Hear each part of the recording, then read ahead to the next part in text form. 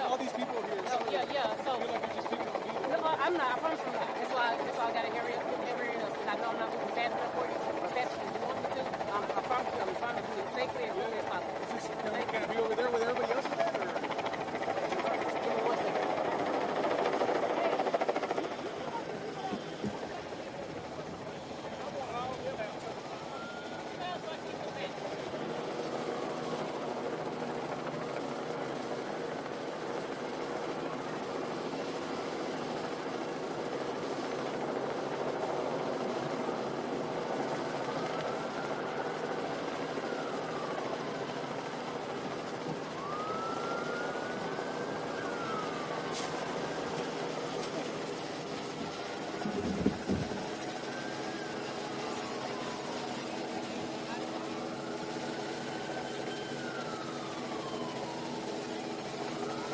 Furthermore? A little bit more. Okay.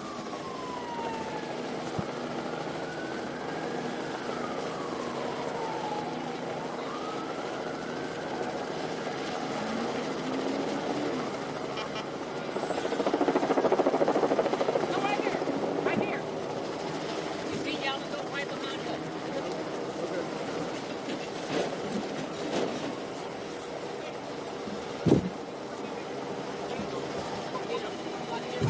They're right there.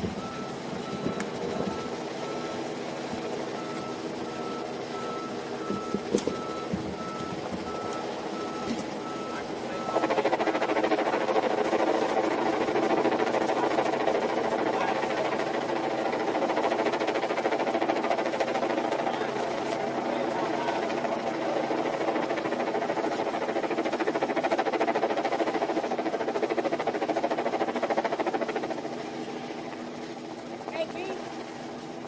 I need the fake.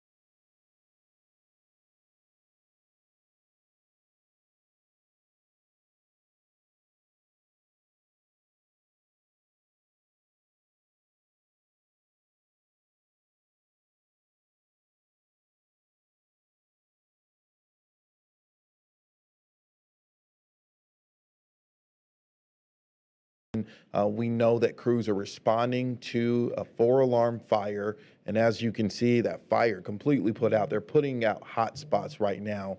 But when crews got this call around 12:45, that's lunchtime, Bishop Arts, there's where bars and restaurants is right next to Adamson High School, but luckily school is out right now. But we're told by witnesses on the ground that there were teachers and we don't know who else may have been in the building, but we know people were in the school. And everyone had the same reaction, that they heard an explosion, they heard a loud noise, and that the buildings that they were in shook. Artesia Muzinga, who works on Good Day, she lives in that area, just moved to that area, and said that, of course, her pet and others reacted in a way thinking something may have hit the building.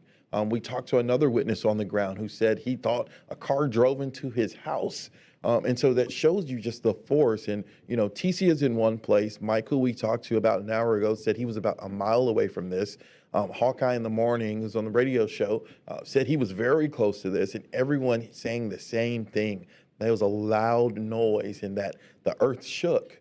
And so a scary situation there for anyone in that area. Dallas police expected to give an update at 3. They set a time, but that does not mean that, you know, they're trying to get what they can report to us, the media. And so the press conference is expected for 3. That time, of course, could change. A 4-alarm fire on 9th Street in the Bishop Arts community.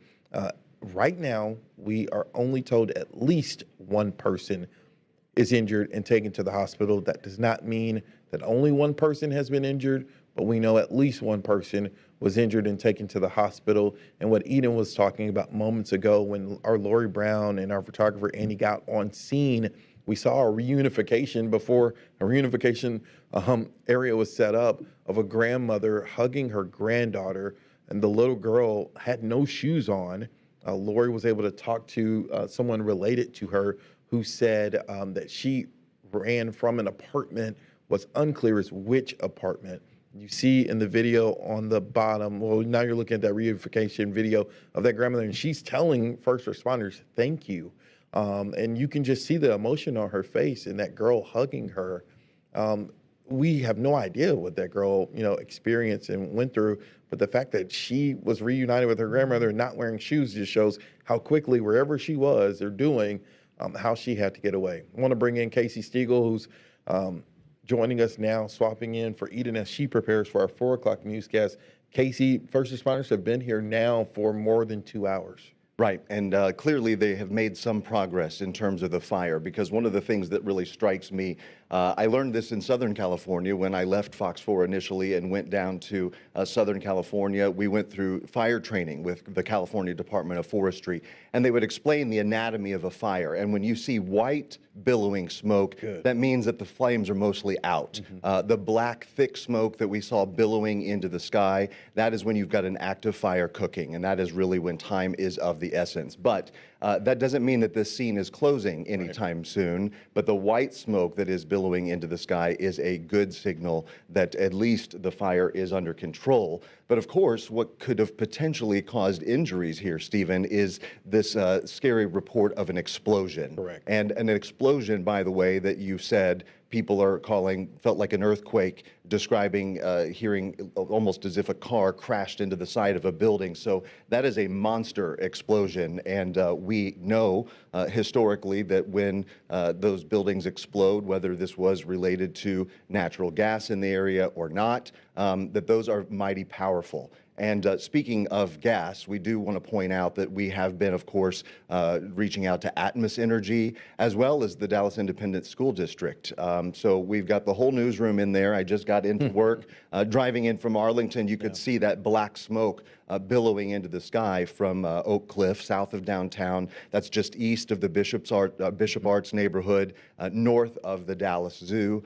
And when I got in here, the newsroom is abuzz. Everyone is, of course, making calls, and we're trying to get more information for our viewers, because unfortunately at this hour, as we now cross the 3 o'clock threshold this afternoon here on this Thursday, we do not know a lot of information at this point, and we're hoping that we learn some more shortly when Dallas police hold what is expected to be a press conference that was supposed to start here at the top of the hour. So we are waiting for that. And the top right is where you see that press conference will be when it is going to happen. And Adam, if you can cue up some of the video of Sky4 or on the ground when crews first got there. I mean, we got multiple witness accounts and first responder, Sky4 video of those flames that you were talking about, and starting to be white smoke when they were extinguishing the flames. Dallas Fire and Rescue making a post on social media just a minute ago saying that it's a 4-alarm apartment explosion is how they called it. They say that the fire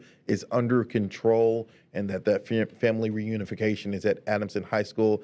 Incident still ongoing. What's important to note in this post is that they did not say how many are injured. We only know on the record one person at least taken to the hospital. And if that could be a silver lining here, Stephen, initially when you see video of a fire like that and reports of an explosion, I'm thinking mass casualty incident. My mind immediately goes to the worst case scenario. That's not to underscore the one injury that has been reported. That also, we should point out that the number could change. And Dallas Fire Rescue made that very clear in the early goings of this, that this was fluid and that more victims, in fact, could be discovered. And we're getting a little information from Dallas ISD that we can confirm everyone that was in that building in Adamson High School, only the high school, is safe. They said no students were on campus at the time of the incident. Staff members who were on site have been sent home out of an abundance of caution. Now, that's one of multiple buildings in this area, but that's the largest building that you see. That's the bottom of the shot that you're looking at right now. That is Adamson High School.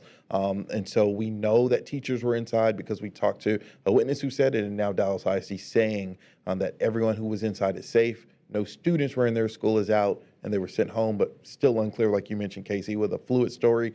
We still don't know how many people were in the apartment complex, how many people were in the apartment complex next door that was not destroyed. And we were also just sort of trying to put our heads together in the newsroom before I came in here to discuss whether we would go with the name of the apartment complex. A lot of people obviously have access to Google Maps and Apple Maps, and you can look right on the screen and see names of businesses and apartments. And we're just not sure because we don't know at this point. Official word has not come of what this apartment complex is, how many units it contains, how many people were home at the time. Was there construction perhaps in the area?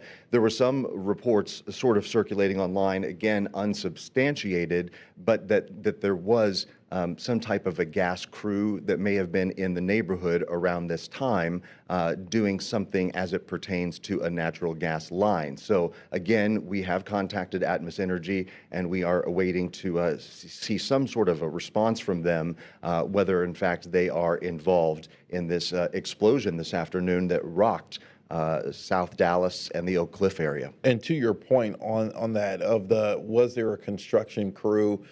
One of the big trucks that's destroyed, and it was in multiple Sky4 shots. It looked like a utility truck, a work truck. We don't know what. It didn't have any logo on the side. It was completely burned.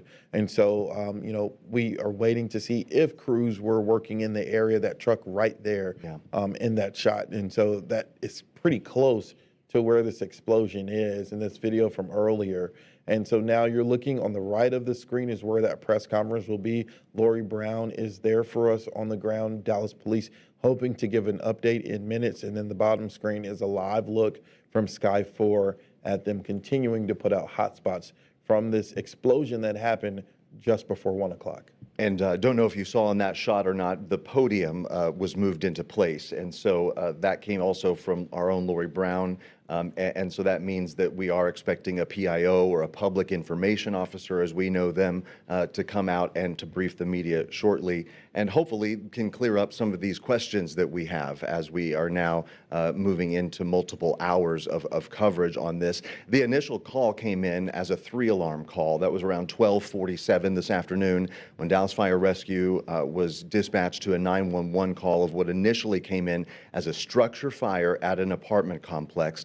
That is there on East 9th Street and Patton Avenue. It's right next to Adamson High School. Again, east of Bishop Arts, north of the zoo, south of downtown Dallas. And but then about 2:30, the fire grew to 4 alarms, which means essentially the fire outgrew the initial response, and so more equipment was added, more personnel was added. So when we're talking about a response of more than 100 firefighters, that is massive, Stephen. Casey, right when you were joining us, Lori Brown spoke to a woman who's associated with Girl, and we actually saw in real time her being reunified with her grandmother. The girl didn't have on shoes, and the family member that spoke to Lori said that she left an apartment. We don't know which apartment. There are multiple right there. But the fact that this girl was able to get out with no shoes on speaks to the urgency of what was going on, where she was, and just the emotional reunification that grandmother saying thank you to firefighters and police for helping get her granddaughter to where she was. Yeah, listen, I heard you earlier talking about the time of day, this being kind of right around lunchtime. Fortunately, school is out, so there were no kids over there right next door at Adamson High School. But this was an area where a lot of people might be out and about on foot, grabbing lunch. It's a nice day. We've got a break of the rain, so people might have very well been out. But when these emergencies strike, clearly there's no warning, and if someone comes up in bare feet or with no shoes, that just goes to prove that they had very little time to get out. And as you can see in the top right, so all the reporters, all the media are getting together. Dallas police initially saying that they were going to speak at 3 o'clock. Of course, they're trying to get their ducks in a row to see what they can report to us, the media. The Dallas mayor in a post saying that his prayers are to all those who are injured. And he went on to say, experience a loss. Now, a loss, like Eden said, could mean multiple things: loss of property, loss of pet, or loss of life.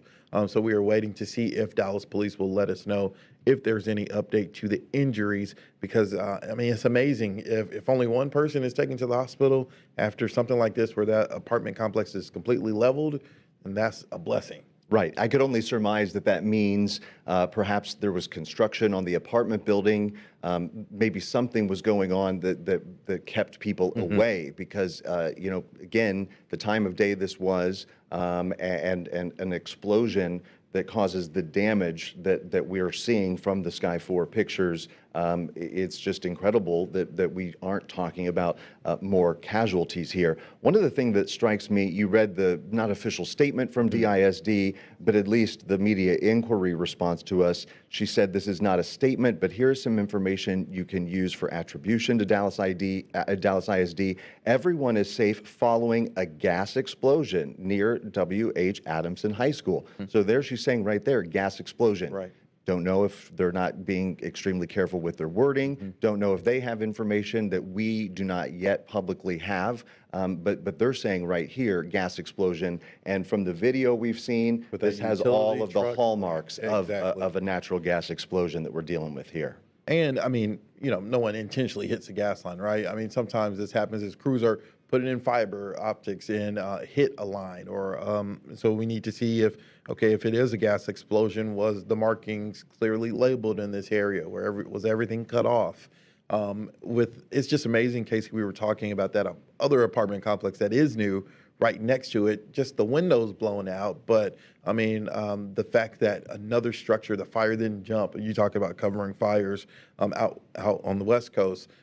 Fires can spread depending on the wind, depending on how quick it is that crews are able to get water on it, and the fact that it was just contained to this one apartment speaks to how quickly they got there to tackle this. It does, and I'm noting on the right-hand side of the screen there, that big tree. I don't know if that is a vacant lot. Of course, it's right up next to that fairly new building that's still under construction, but it looks as if there may have been a little bit of a buffer zone on the other side of that building. But again, hard to see from this vantage point. And the Dallas mayor now posting that the press conference will be at 3:30, so in about 20 minutes now. And I would assume, if he's posting that, the mayor may be on scene there. We may expect to see Chief Como, the fire chief there, different law enforcement officials and first responders to this. It's not every day you have an explosion in your city, And again, one person confirmed taken to the hospital. We don't know the extent of their injuries. That's also important to know. We don't know how injured they are, but at least one on the record. That does not mean that there's only one. But the way, I mean, earlier you could see the firefighters sifting through debris, moving things. So we were wondering if they were searching for pets or just making sure that no one was under some of that rubble. It's different ages of food, of clothing. Go ahead, I'm sorry. It's just different ages of clothing. Everything from child to adult and teenage clothing. So we're going to bring more. We just started, what we're going to do is all of this was going into a garage sale, a yard sale. We don't need it. They have greater needs. What inspired you to come down here? Why did you decide this was your time to help? We know that people don't always lift a hand. We just know that that man upstairs, God gave us this opportunity. He was talking to us. He was talking to all of us. And we decided to come over here and do this. She was very moved by it. To see my granddaughter's expression, she was sad. She was thinking about the children. And then she heard about the gentleman that had his pets. This was a no-brainer. This was a heartfelt moment for all of us, right? Thank you, Ricardo. I Thank appreciate you. it. Tell me your name again, first and last spelling, please. Ricardo Hernandez. That's Ricardo. Last name Hernandez. And what's your granddaughter's name? Nevea Belen. It's Neveya. Middle name Belen. Belen. Hernandez also. Thank you. There you hear from one of our crews on the ground. I believe that's where David Centendry is at the Reunification Center at Adamson High School. Someone saying that they were bringing clothes. Of course, I mean, if there were likely families who lived in this apartment complex. It's right near a school as well. School is out, but I mean, talking about people who are, lost everything, regardless of, injuries. I mean, people who survived or were at work are going to come back to nothing.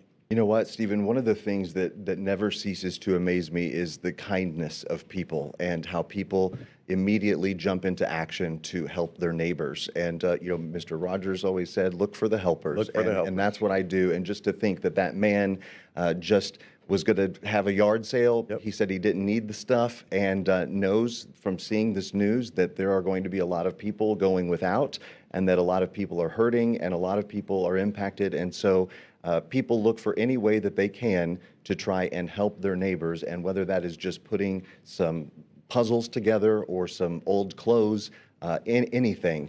One big headline that we need to bring you at the top of here at 3:15, our own Sean Rabb has confirmed that Dallas Fire Rescue was in fact en route to that location to investigate reports of a gas leak when the explosion occurred. So that jives with the information that I was sort of reading online from some of the people that were out there, boots on the ground. So we don't know if that in fact was a utility truck, Stephen, that we saw them dousing and almost all the logos appear to be burned off of it. If that was in fact a utility truck that was dispatched to the area because people smelled natural gas in the air and then made a call. Or was it already there? Or was it already there? And that then is a big no. also in Sky 4, as they were putting out the flames, we saw another construction truck that looked like it was digging not far from the main scene that we're talking about. In your top right is where the media is being assembled. Our Lori Brown is there. That's one of the public information officers right there in front of the camera that you see. And so Mayor Johnson saying that 3:30 press conference, so that's in 15 minutes. But as you can see, the media assembled on the right side of the screen. Davidson Tindry, we just heard from someone that they were talking to of bringing clothes for people at that reunification site. That's at Adamson High School. Like you mentioned, Casey, Dallas ISD saying that no students were in the school. The staff that was in the school was safe and that they were sent home immediately after this gas explosion happened. Lori Brown also adding here to the chat that the mayor, that the city manager, and fire will all be speaking at 3:30. So initially, when I sat down in the chair, we were expecting the Dallas Police press conference to begin at the top of the hour. Now it appears that we've got city officials that are also wanting to join to discuss the operations and moving forward. So 3:30, about 15 minutes or so from now, we expect to hear from the mayor, also the city manager, fire, and police officials.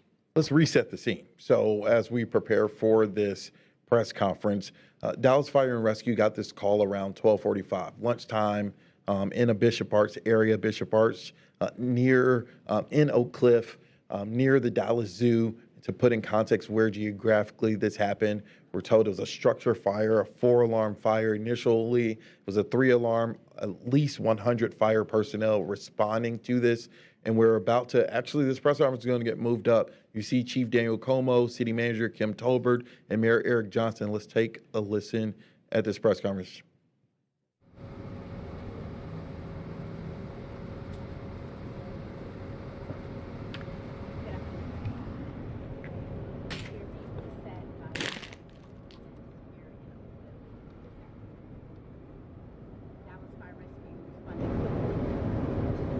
To contain the fire. Our Dallas Police Department is here as well to provide support here on the ground.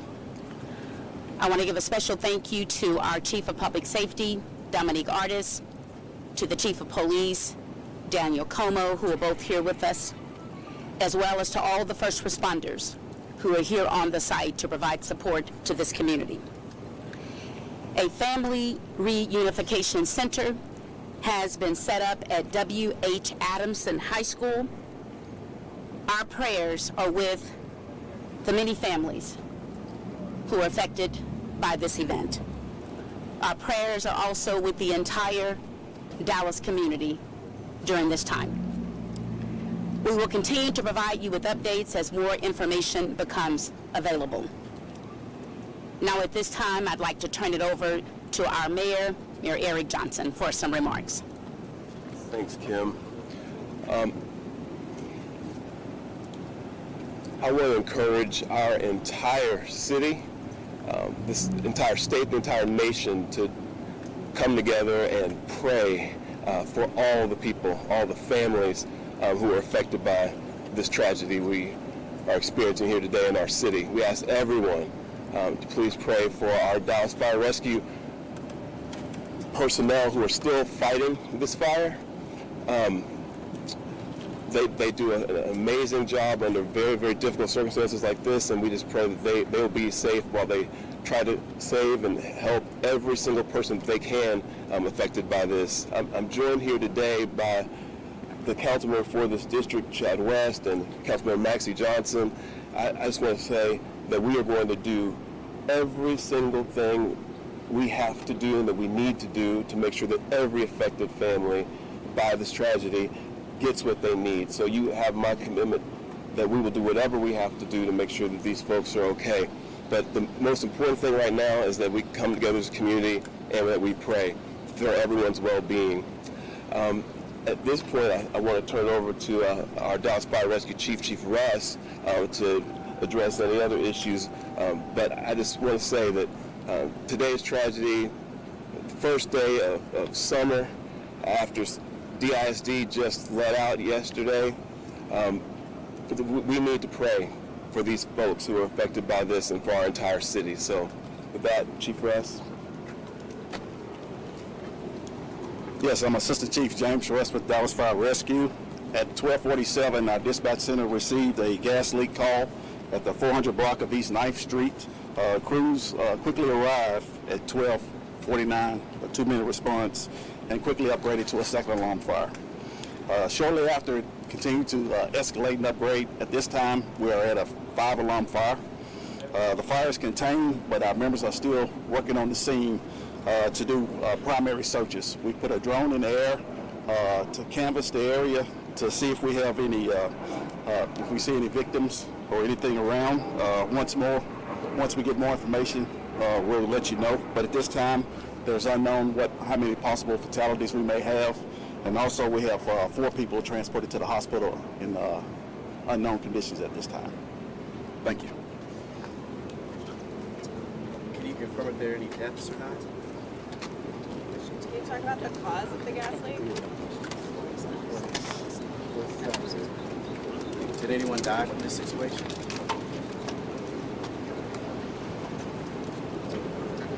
We will be providing you with another update as soon as additional information comes available. At this time, we're not taking any questions. Thank you all so very much. Was the city involved with some construction prior to the gas leak? So you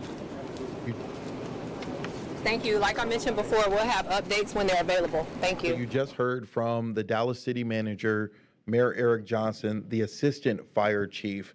The biggest takeaway for me, Casey, and correct me if I'm wrong, the Assistant Fire Chief said unknown fatalities. They didn't answer any questions. I didn't hear a hard number on the amount of people that were either taken to the hospital or injured, but what stood out to me from that was unknown fatalities. So we do know that 4 people were transferred. They did mention that in there, but we didn't get any kind of information about their conditions or what type of shape those victims were in, whether it was burns, whether it was other injuries. The assistant fire chief also saying that they put the drone up in the air to canvass the area in a search for potential survivors or victims that may be trapped in the rubble. And they said that they couldn't provide us with any information in terms of what that had yielded. But it sounds to me like it's still very much an active scene, and that they are certainly in the search and rescue and search and recovery mode. Yeah, and we'll see it soon. Now it speaks more to the fact that firefighters were searching through some of the rubble as the fire was still going and putting out hot spots. They were searching through some of the rubble. The city manager, Kim Tolbert, and Mayor Eric Johnson both saying that they're asking the city, in the mayor's words, the nation, to pray for the families in this incident. At least 4 people injured, 4 people transported, but unknown number of fatalities is the tough spot to deal with in this.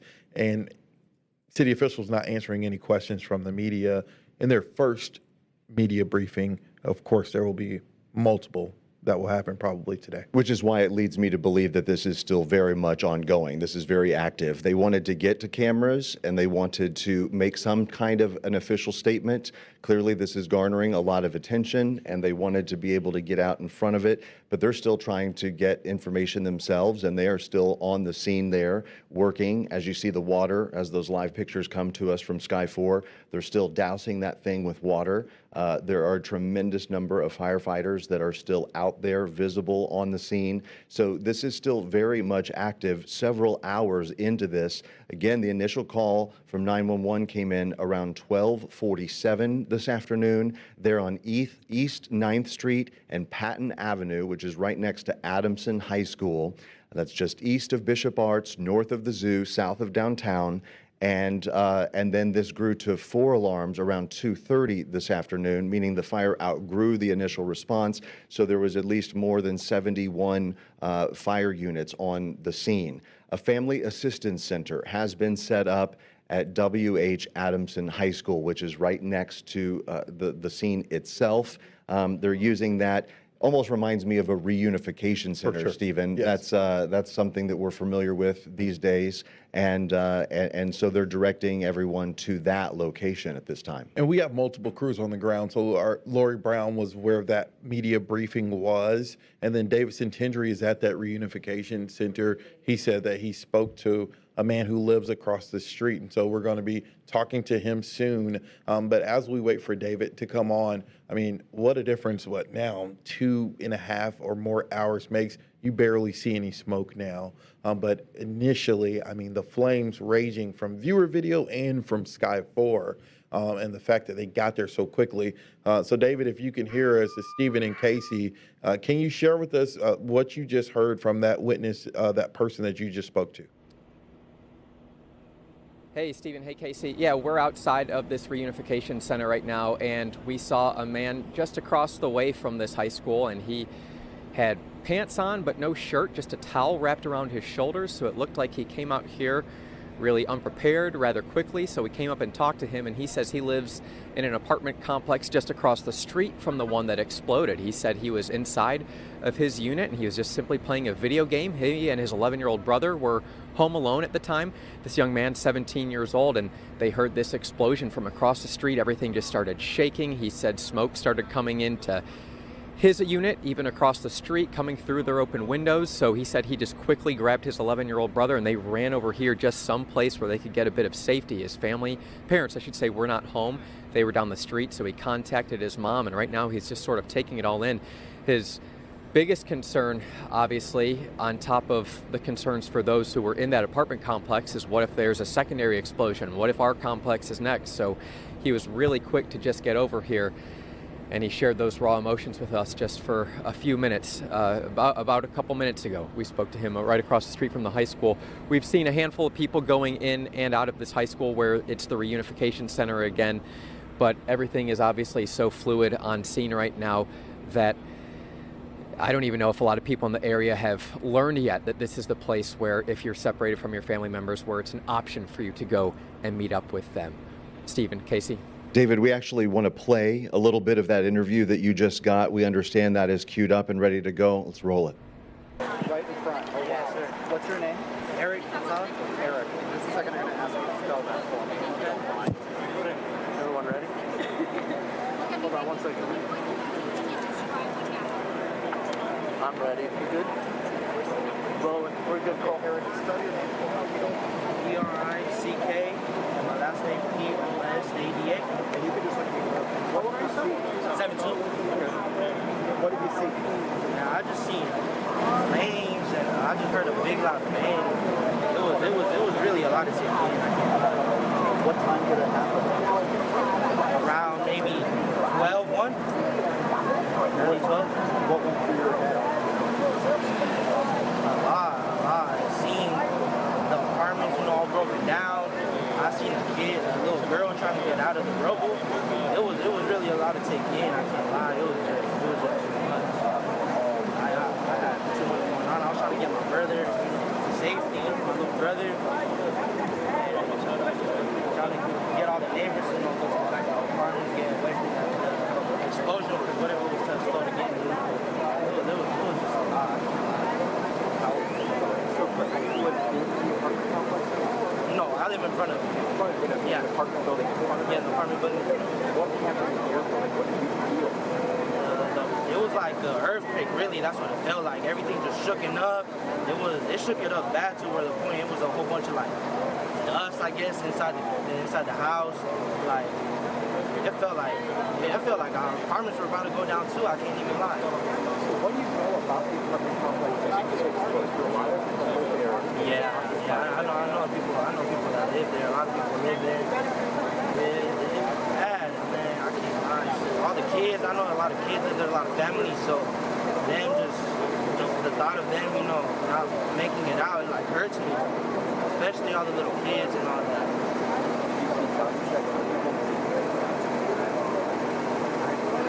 I can't say too much on that, but from the looks of it looks pretty bad. So I'm pretty sure a lot of people don't make it out. How did you feel all this is going down? I just scared for my family, my brother, my neighbors, the block, everything. Like, really, the only thought I had was what if it explodes again and worse. Fire catches on everywhere else. Is that what led you out here? I know, like, you just got a towel around the back. Quickly, you came over here, or what led you over here to protect you? I just ran over here with my brother. My goal was just trying to get away from there with my family, because I didn't want my brother nowhere around that stuff. How old is your brother? My brother's 11. And it's just you two? Oh yeah, it was just me. Have you talked to your parents? My goal was to get away from there. I hear him saying that to you, David. And, right before we even played that video out, you told us about that young man came up. He had pants on, no shirt. He had that towel around his neck. This also matches with some reunifications we saw earlier in the day when a little girl was reunited with her grandmother, I believe, and she had no shoes on at the time. Right. So, David, that tells me, as they said, people heard this, they didn't know what was going on, and their initial instinct was to get the heck out of Dodge. Yeah, certainly it's just a fight or flight response, and everyone just flighted. They took away from where they were at for obvious reasons. I can tell you, while we were listening to that recorded interview with that young man, we saw the mayor, we saw the Dallas Police Chief, Daniel Como, walk inside to this reunification center with a group of what appeared to be city staff and officials. So not sure if they have any set meetings inside of here, if they're specifically speaking with families, but it was just a group of them who all walked in at the same time just about 2 or 3 minutes ago. So we'll see what information we can get from those city officials once they walk out of this reunification center. David, all this is happening in real time, so I know things are fluid. Once we started getting on the air and the fire was raging, I noticed I didn't see a lot of people around from Sky Fort. The young man that you talked to, did he describe, because I couldn't really hear all of the interview, did he describe how many people were like outside, like ran out of their apartments when they heard the noise? No, he didn't have that information, but I was trying to get some sort of a picture painted as to how many people live in that complex, if it's active. I mean, it's, not uncommon to see some apartment complexes relatively vacant without a lot of people. He was inside of his apartment complex at the time just playing his video game, but I asked him, is this a full apartment complex? Are there a lot of people who live there? And not necessarily the answer you want to hear. He said, oh yeah, it's a full complex, like a lot of people live there. All sorts of people live there. So, just hoping that as many people as possible were not home at the time. We don't even want to begin to speculate what could have happened, but in his words, it was a place where plenty of families were living. Well, what strikes me about this, David, and you're very correct in saying that we do not want to speculate. We are not here to make people hysterical. We don't want to upset people, but we are also good judges of character and reading people as journalists. And I don't know about you, Stephen, but you and I were talking about it a little bit. There was a different feel with those city leaders just now, not giving a whole lot of information. You heard Mayor Eric Johnson saying over and over and over that the nation was needing to pray for the victims and the first responders. So, our worst fears could potentially be realized here in that was a very, very full apartment building and that the casualty count is actually much higher. We're just not being told that information at this point because they're trying to not only get the hotspots out, make sure that the danger has subsided for all of the crews that are out there and the other neighboring businesses and residences, and then they're going to get in and try to get more specific numbers. But I have a little bit of a sinking feeling, if I must say. Yeah, and I mean, of course, if one person is displaced or injured, I mean, you have feelings for that. But just the tone and tenor from the city manager, Kim Tolbert, and Mayor Eric Johnson, the emotion that you heard in their voice, and then for the assistant fire chief to say unknown number of fatalities. Let's look at the context. It's May 28th. School is out. That parents are still at work, but people are home at different times of the day. This is noon in an active area, Bishop Arts community. And so there's a lot that we don't know. And so we're trying to bring you as much information as we know. And right now we just know at least 4 people were transported and an unknown number of fatalities. This happening just before 1 o'clock.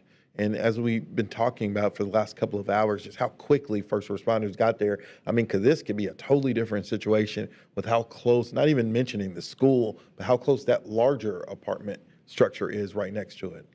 We've seen this with home explosions from natural gas. There was just one up in Lake Dallas not terribly long ago where there's not a whole lot of damage to surrounding buildings. It's very contained. It's very isolated, almost as if it's a tornado. I mean, You can go cover a tornado and one house is, taken to the studs and the house next door doesn't even untouched, has a shingle missing from it. So this is what it's very reminiscent of. Again, another hallmark of a gas explosion, a gas leak at some point. But, we don't really know in terms of, whether there were ATMOS crews that had been dispatched to that location. Our own Sean Rabb had confirmed with Dallas Fire Rescue that they were responding to reports of a gas leak around the same time that explosion happened. And I'm being told that we've got some video of digging that was going on. So this was happening as the firefighters were putting out the flames, which speaks to a gas line, right? You see a crew working. I mean, a crew wouldn't be working while they're putting out a fire across the street. So they're doing something. We just aren't clear who they're working for, what are they doing. But the fact that digging was happening near this apartment fire as crews were actively putting out that flame is not a coincidence. And when you really look at that picture coming in from Sky 4, when they get a little bit closer and they zoom that shot in on the lower left-hand side of your screen and they push their way in, I mean, that is blown to smithereens. Right. The firefighters are standing on top of boards and cinder blocks. And they're sifting through that. They I mean, are. some are putting out the fire, and this video was from around like 1:30. They're putting out the fire, and then, I mean, it's not common. I mean, we're not always at a fire the second it's happening, but the fact that while they are still putting out hot spots, you see another group of firefighters that are climbing through the debris. I mean, some of what they're touching is hot too. And so the urgency of what they're doing speaks to how urgent this situation may be that we don't know about yet, about the sheer impact of who is impacted from this. But that shot in particular, I mean, it just looks like that thing exploded into 1,000 pieces, and there is debris bricks, all over the rocks, place. Everything. Not much really left as they work to sift through all of that and try to find people that may have potentially been inside. Again, the latest information that we have at this hour, ladies and gentlemen, is that 4 people have been transported to the hospital. That number was initially 1 in the very early goings of this. They just raised it to 4. And again, we just don't know what types of injuries those are, how extensive they are, whether they are in fact life-threatening injuries. But 4 seems to me, from where I'm sitting and my experience in covering things like this, Stephen, that is a pretty low number, relatively speaking. For sure. And I think that they are being very cautious about releasing additional information in terms of facts and figures, because I don't know if they even know a number at this hour as they are searching. And what they do in a situation like this, I mean, we've covered multiple incidents like this. I mean, you have a group of people who are contacting every contact for anyone who lives in that apartment complex, right? And so they're trying to see who's answering the phone, what's the best contact for anyone on that list. So they're already hopefully in contact with the apartment management to see how many people live in this building and calling them.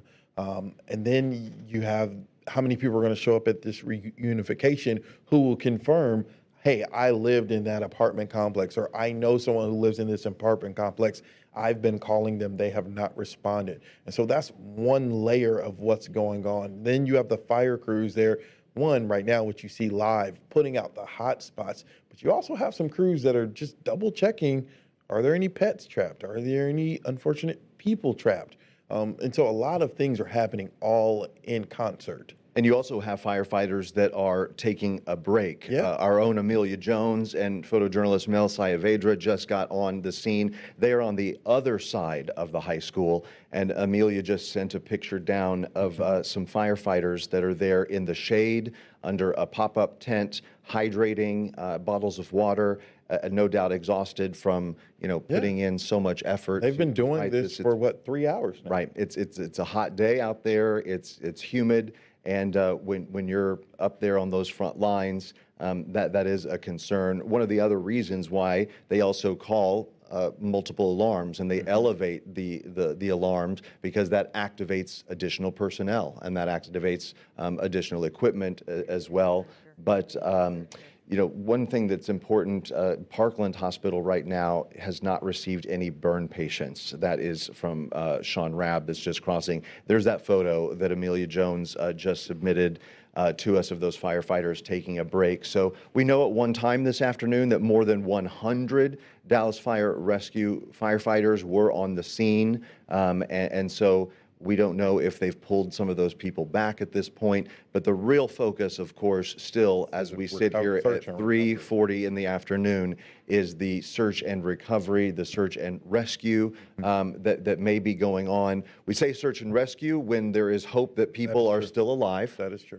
That's sort of the terminology that we use. Then it shifts typically to search and recovery once first responders are not comfortable that any survivors will be located. We haven't heard any of that terminology used by officials, by the police department, by Dallas Fire Rescue, but at this point they are searching, and the hope is clearly that they could find people that are still alive. This is the first time since we came on the air that the ladder is not spraying water. I know Sky 4 is wide right now, and you see the school where the reunification center is. There was staff inside of that school. Dallas ISD saying that no one was hurt inside, but as Sky 4 pushes in, that ladder for 2 hours we're spraying water, and they just stopped, and so that means a lot of the hot spots are out. We want to go to Lori Brown. She is where the media staging area is. Lori also, Casey, spoke to that woman who is related to the girl who was reunited with her grandmother. Lori, what are you seeing there?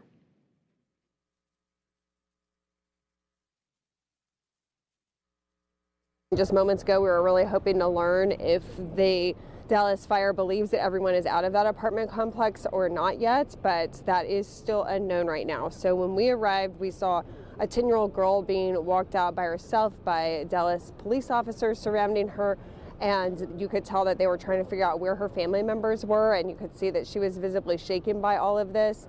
And then a little bit later, her aunt drove up along with her grandmother, and they had a very emotional reunification. You could tell that they had not been sure if she was okay after this explosion at the apartment complex where she lives. And so, but after their reunification, the focus quickly turned to where the girl's mother is, as well as her little brother, a 1-year-old boy. So the aunt, when we spoke with her, was still trying to figure out where those two family members were. It's not clear if maybe they made it out, but just didn't have their cell phones with them to be able to communicate with where they went, or if they could perhaps have been remaining inside, and hopefully they did make it out okay. So we're still working to figure out what happened with that family, but I want to bring you the sound of what they had to tell us earlier.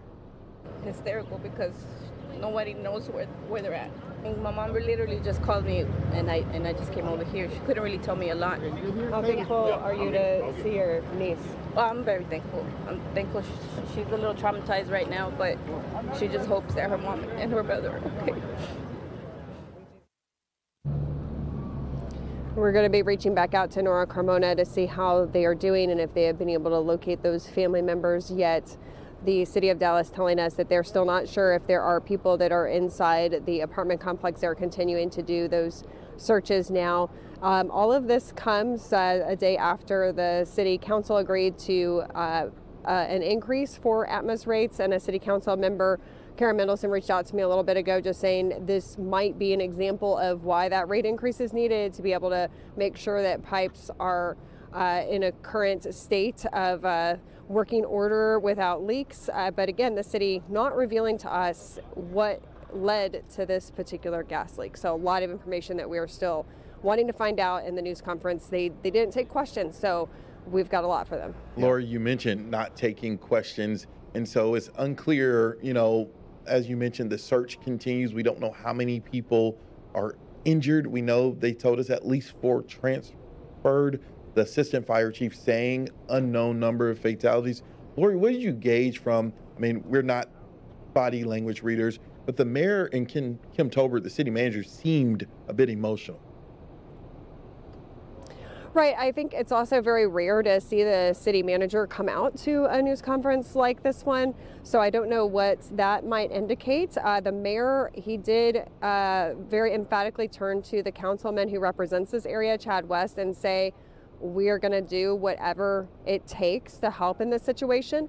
So it does appear that perhaps the city officials know more about the magnitude or maybe the injuries than what they have revealed to us at this moment.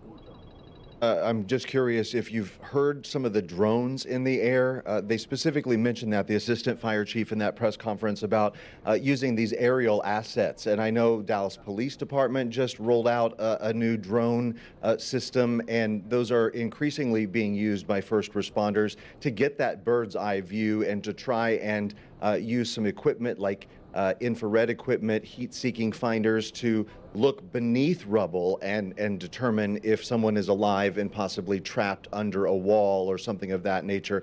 Lori, have you seen any of the drones? Have you heard them in the air, in addition to all of the other chaos that a scene like that brings? Well, I haven't seen drones from my vantage point. I'm looking at Andy. Andy is saying yes, he has observed some of the drones in the air around this. So I am sure that they are being able to utilize that information in a way that choppers perhaps would not be able to get as close of a vantage point. All right, a very active scene. Lori Brown, thank you so much to you and your photographer. We'll let you guys go back and continue news gathering, and just let us know when you have an update. We are approaching the top of the hour, and I believe the plan is going to be to go to Fox 4 at 4 at the top of the hour, so at 4 o'clock. But Stephen, where things sit right now, as of 3:47 on this Thursday afternoon, a lot of unknowns down in South Dallas and Oak Cliff. And this could potentially be a mass casualty situation. We are just sitting here and waiting until more information comes in. Yeah, and as Lori said, that city officials did not answer any questions. That's not uncommon, especially in a situation like this. We would have liked to get a clearer understanding. And like you said, there may be information that they know that they're just not comfortable sharing right now. And so we're just left hearing unknown number of fatalities. We'll have to see how that shakes out in the coming hours. As of right now, we just want to, again, sort of do a little bit of a reset, if you will, a scene setter. 12:47 this afternoon. That is when that first 911 call came in. Reports of a structure fire at an apartment complex on East 9th Street and Patton Avenue. It's right next to Adamson High School. And we saw very quickly, as video started emerging from the scene, an absolute inferno. What you see right now is what's left of that apartment building, but it was initially 3 alarms. Over 100 firefighters responded, and then about 2:30 this afternoon, it grew to 4 alarms. So more than 70 units then were on scene in addition to those fire personnel. They were able to get the flames out pretty quickly. The smoke changed from a very ominous black smoke that was billowing into the sky that could be seen from downtown Dallas. Again, for me, as I was driving into the station along I-30, coming into downtown Dallas from Arlington, you could see the black plumes of smoke billowing into the sky. They were able to get it under control, and so the smoke changed to white in color. And as you astutely point out, Stephen, they're still spraying a little bit of water there, dousing it, but the ladder is no longer over that scene. They're no longer putting a continuous stream of water on there. 4 people have been transferred to the hospital. We do not know the extent of their injuries. An unknown number of fatalities. Those were the exact words from City of Dallas officials and leaders who came out and gave us a press briefing in the last 20 minutes or so. And lastly, the most important component where we stand right now, a family assistance center has been established at W.H. Adamson High School, and that is where all of the people from that community are being directed to, a reunification center of sorts. There you see the tweet from Dallas Police.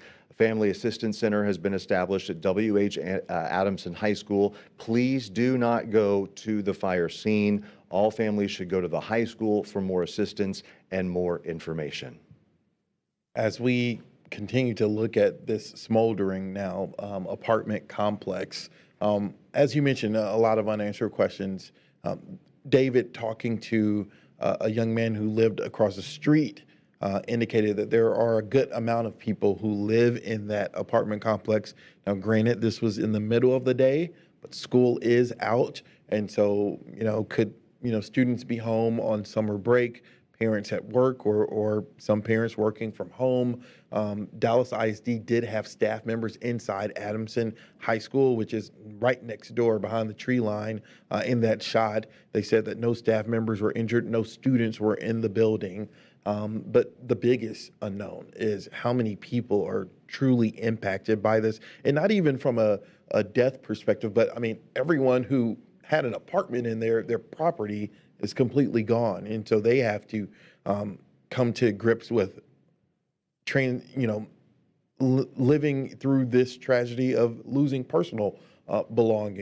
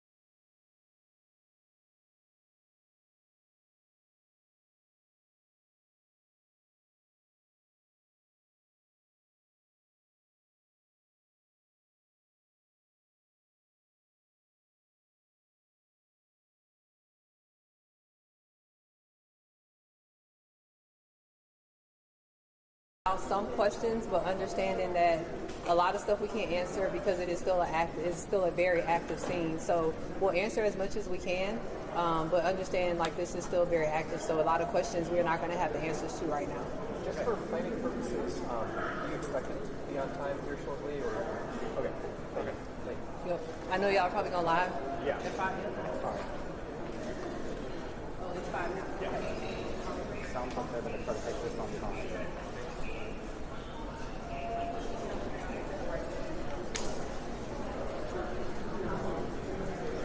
Okay, can you give me they might be taking this.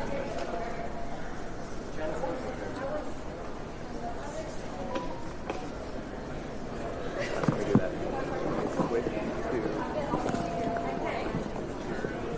Do you want me to take that channel on and all?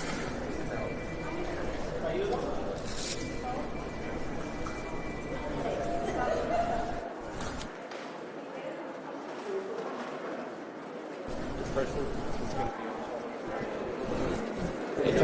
I don't know. Hey, Dominique.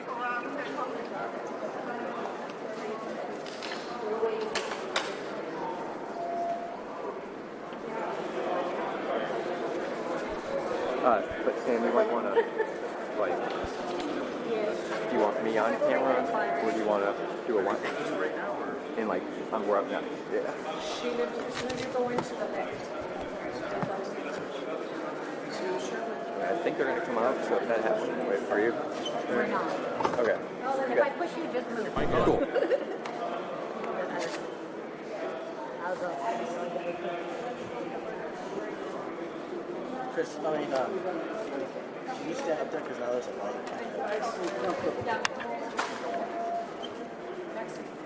You have that at 52? Here they Where do come. you have that at? Do you want me to put one back up there? Okay. Oh, here we go. There we go. Like that one? Yeah, got it. Mike, they're coming. Hi. What's up? Hold on, sorry. Hold on, just stay there a second. Sorry. You're good, you're good.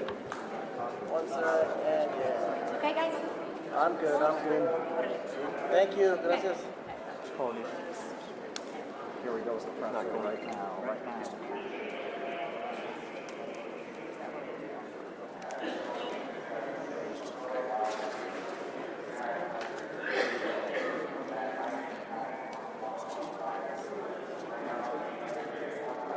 I'm going to put my mic up there too, just in case. You're not going to be able to get it. I don't. Channels one, channels. I think for them to make sure that they're, I don't know which one they're going to, you know, I'll come.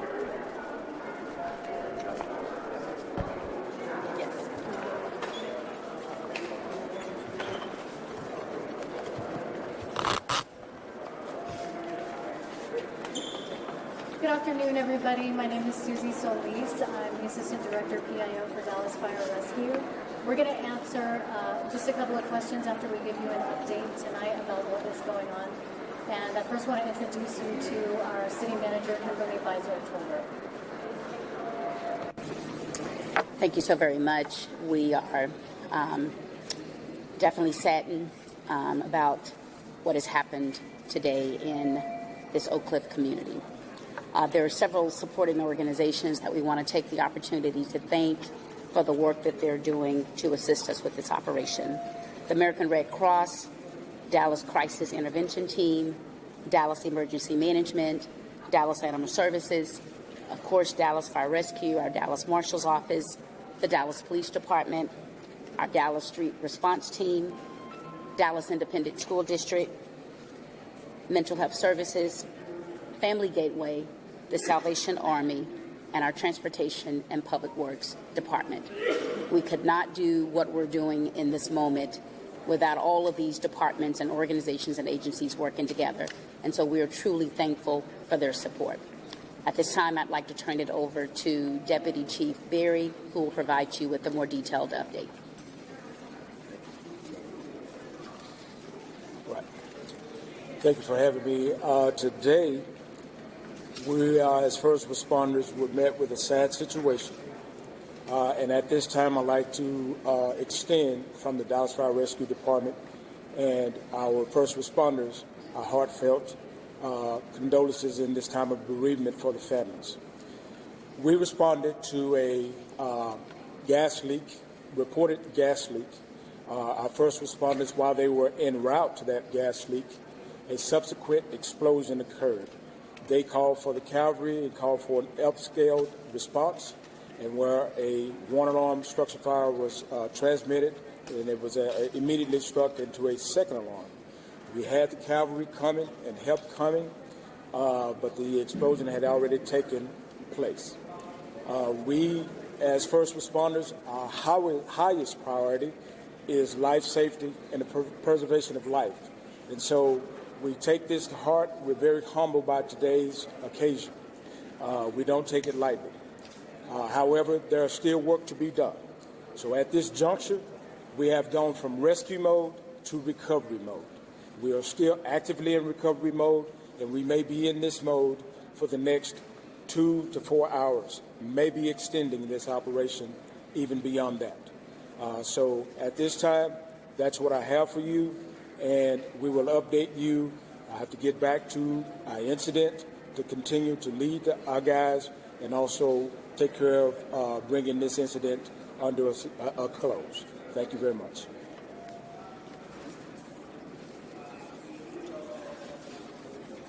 Thank you. I'm Assistant Chief Pako, Dallas Fire Rescue. We understand that this is a very challenging and expanding incident, and on arrival, our firefighters took great action in what they did. We thank them for what they were able to do and their continued efforts. It has been quite a challenge from the very beginning because this was expanding with multiple aspects of hazards that had to be addressed. With that, we also understand that this has the impact on a community as well. So we do ask for additional prayers and thoughts through the community for those affected and for those firefighters that continue to work through that. Again, thank you very much.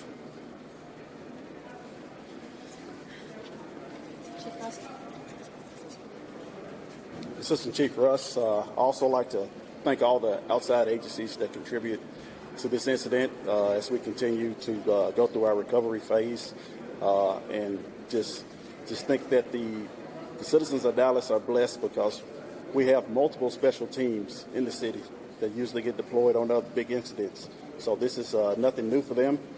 They are well trained, and they train all the time for incidents like this. So we feel very confident in their capabilities and that they will bring this to a closure. So with that, I'd like to thank everyone for coming out, and as we get more updates, we'll provide them to you. How many people were involved? How many people lived at this building, please? And how many people are unaccounted for? We're going to just take a couple of questions. Chief Berry? So there have been some individuals that have been accounted for.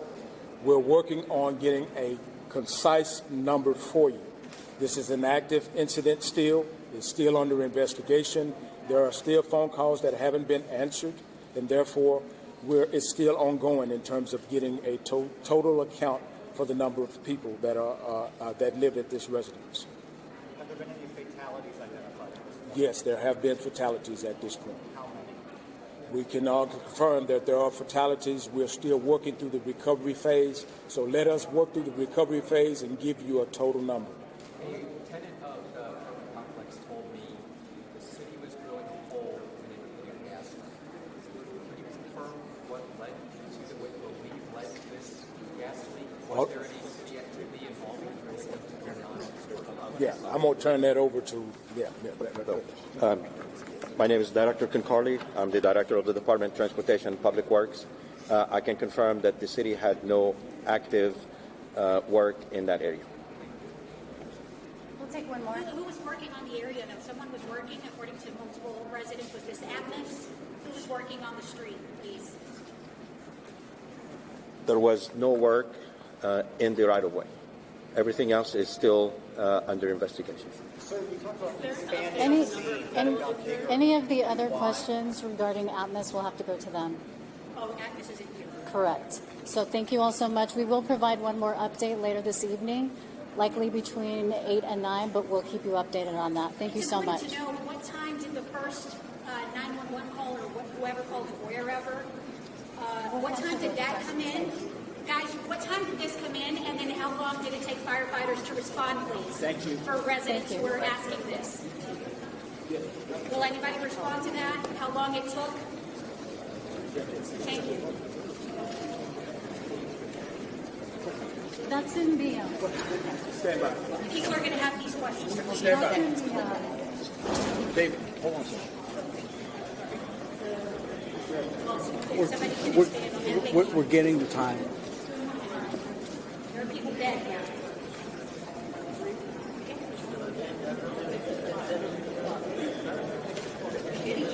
We can answer that. On the time that the call came in at 12:47, we received a alarm in our 911 dispatch center of a gas leak. Initial crews got on scene at 12:49, so it took them 2 minutes to get on scene. Our station, Station 15, is probably like 2 blocks down the street, so they were the first ones here. How many crews responded? I mean, it's a huge response here. On a one-alarm fire, you get we have a total of 3 engines, 2 trucks, 2 battalion chiefs, and a rescue. And as it escalates, you just start doubling that and getting more supervisors out. And this ended up at a 5? Ended up at a 5 alarm. And you And talked about mostly for the 5th alarm is for manpower, because as you can see, it's a hot day here today, and we're not acclimated to this weather yet, being the beginning of summer. So we have to make sure that we rotate our crews out and make sure that they are safe, so we can continue this operation. And you talked about this expanded, the scene expanded as it went on. Can you explain why? Just to finish your question, it's an active scene right now, as we mentioned. It went to 5 alarms. We have 17 fire engines, 6 fire trucks, 4 rescues, supervisors, and over 115 firefighter personnel and rescue personnel working this incident at this time. Yeah. Still 4 transported at this point? Yes. Yes, 3 transported, 1 self-transport. Okay, this is a highly Hispanic neighborhood. Can we get somebody in Spanish to talk to neighbors, to talk to residents in Spanish? We have a community liaison. Thank you, please. An official or a resident?